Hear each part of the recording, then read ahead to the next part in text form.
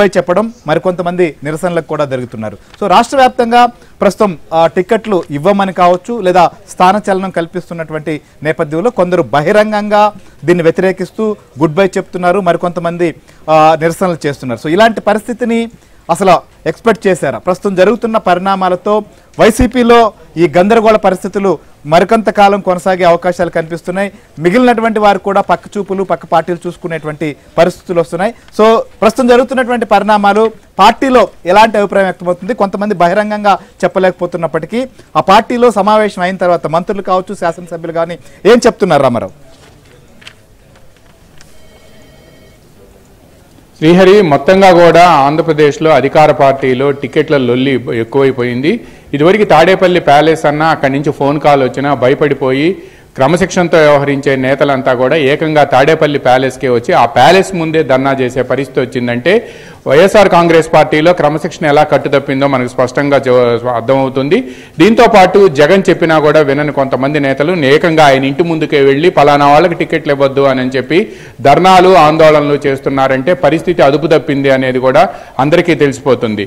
ముఖ్యంగా అనంతపురం కానీ, కర్నూలు కానీ, లేకపోతే నెల్లూరు, అక్కడి నుంచి కడప, నెల్లూరు, అక్కడి నుంచి ఒంగోలు, గుంటూరు, కృష్ణా, దీంతో పాటు ఉభయ గోదావరి జిల్లాలు, ఈ జిల్లాలన్నింటిలో కూడా అనేక మంది ఎమ్మెల్యేలను పిలిపించి మీకు టికెట్లు ఇవ్వబోమని మరికొంతమంది బదిలీలు చేయటం, ఈ నేపథ్యంలోనే మొత్తంగా కూడా అధికార పార్టీలో కూడా తీవ్ర గందరగోళ వాతావరణం ఏర్పడింది. ఎన్నికలకు ముందు ఇటువంటి వాతావరణం ఏర్పడటం పట్ల కూడా ఆ పార్టీకి సంబంధించిన శ్రేయోభిలాషులు తీవ్ర ఆందోళన చెందుతున్నారు.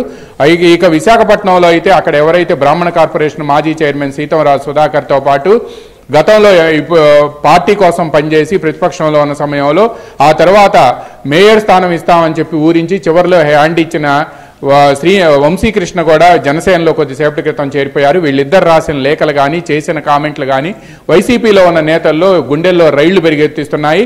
తమను వాడుకొని వదిలేశారు అని చెప్తున్నారు. ఇక దీంతో పాటు ఇప్పుడు at present as of now ఇప్పుడు తాడేపల్లి ప్యాలెస్కి ఇద్దరు ఎమ్మెల్యేలు చేరుకున్నారు. గుంటూరు జిల్లా పెదకూరపాడు ఎమ్మెల్యే నంబూరు శంకర్రావు, అదేవిధంగా అనంతపురం జిల్లా రాయదుర్గం ఎమ్మెల్యే కాపు రామచంద్రారెడ్డి కూడా కొద్దిసేపటి క్రితం ప్యాలెస్కు చేరుకున్నారు. వీళ్ళిద్దరిని ఇప్పుడు ఎందుకు పిలిపించారు, వీళ్ళు లేకపోతే వేరే పని మీద వచ్చారా అనేది పక్కన పెడితే మాత్రం వీళ్ళిద్దరికీ కూడా టికెట్లపై ఏమైనా అనుమానాలు ఉన్నాయా అనేది కూడా కొంత బయట ప్రచారం జరుగుతుంది. సజ్జల రామకృష్ణారెడ్డి కూడా కొద్దిసేపటి క్రితం ప్యాలెస్లోకి వెళ్ళి మళ్ళీ వెనక్కి వెళ్ళారు. అయితే ఈ విధంగా ముఖ్యంగా అధికార పార్టీలో జరుగుతున్న క్రమశిక్షణ కట్టుదప్పటం, తర్వాత అనేక మంది అలగటం, పార్టీ మీద నర్మగర్భ వ్యాఖ్యలు చేయటం, ఇవన్నీ కూడా పార్టీకి సంబంధించిన నేతలను తీవ్ర ఆందోళన వ్యక్తం చేయటమే కాకుండా ముఖ్యంగా అనంతపురం జిల్లాలో ఉషశ్రీచరణ్ చేసిన ప్రకటనతో అక్కడ పెనుగొండ నుంచి పోటీ చేస్తామని ఆమె చేసిన ప్రకటనతో తీవ్ర గందరగోళ వాతావరణం నెలకొంది. అక్కడ పెనుగొండ ఎమ్మెల్యేకి సంబంధించిన శంకరనారాయణకి సంబంధించిన వాళ్ళంతా కూడా శంకరనారాయణే మాకు కావాలని ఆందోళన చేశారు. అక్కడి నుంచి వస్తే నెల్లూరు జిల్లాలో మాత్రం నేతలంతా కూడా తీవ్ర ఆగ్రహావేశాలతో ఉన్నారు. అక్కడ ఉన్న వాళ్ళు ఎవరు కూడా తాము పోటీ చేయబోమని, రాజ్యసభ సభ్యుడు ఒక అతను పోటీ చేయబోమని, మరో ఎంపీ కూడా పోటీ చేయబోమని ప్యాలెస్ కబురు పంపించారు. ఎస్ఎంఎస్లు కూడా పంపారు రీజనల్ కోఆర్డినేటర్ ద్వారా. ఒంగోలులో ఉంటే బాలినేని శ్రీనివాసరెడ్డి పంచాయతీ కొలిక్కి రాలేదు.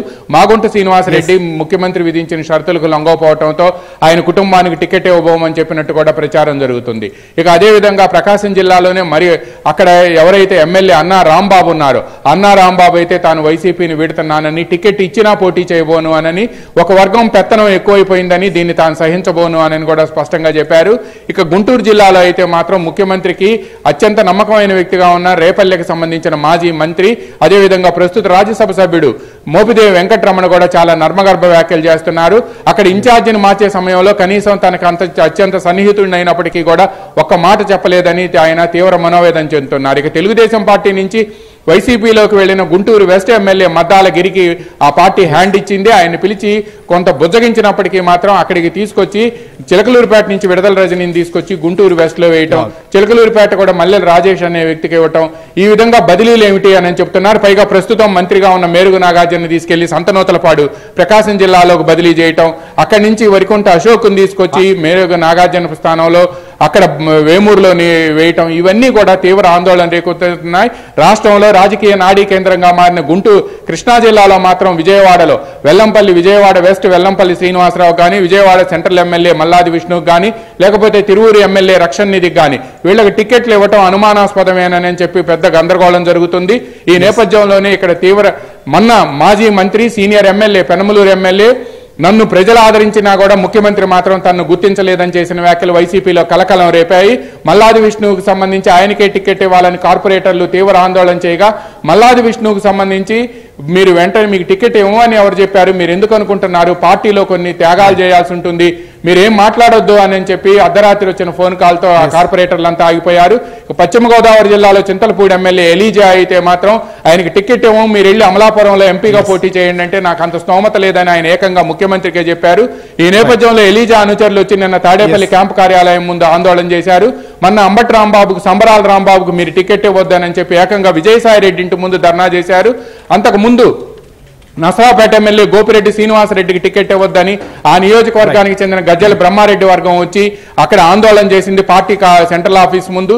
ఇలా ఇక తూర్పుగోదావరి జిల్లాలో అయితే జ్యోతుల్ చంటిబాబు అక్కడ పార్టీ అక్కడ జనసేన నేతలతో సమావేశమయ్యారు. తెలుగుదేశం పార్టీలోకి వస్తారని ప్రచారం జరిగినప్పటికీ అటువైపు నుంచి సానుకూల సంకేతాలు రాలేదు అని చెప్తున్నారు. ఎటువంటి షరతులు విధించకుండా తెలుగుదేశంలోకి రావాలి అని కూడా ఆ పార్టీ అధినాయకత్వం స్పష్టం చేసినట్టు తెలిసింది. ఈ నేపథ్యంలోనే ఆయన చంటిబాబు జగ్గంపేటలో మళ్ళీ తిరిగి పోటీ చేయాలనే ఆకాంక్షతో ఉన్నట్టు సమాచారం అందుతుంది. అందువల్లనే ఆయన అక్కడ జనసేన అధినేత పవన్ కళ్యాణ్ కాకినాడలో కలిశారని చెప్తున్నారు. ఇలా రాష్ట్ర వ్యాప్తంగా కూడా అన్ని నియోజకవర్గాల్లో, మెజారిటీ నియోజకవర్గాల్లో దాదాపుగా ఇప్పటి వరకు 60 మందిని మారుస్తారని ప్రచారం జరుగుతున్నప్పటికీ నిన్న లిస్టు ప్రకటించాల్సి ఉండగా అది 2వ తేదీకి వాయిదా పడింది.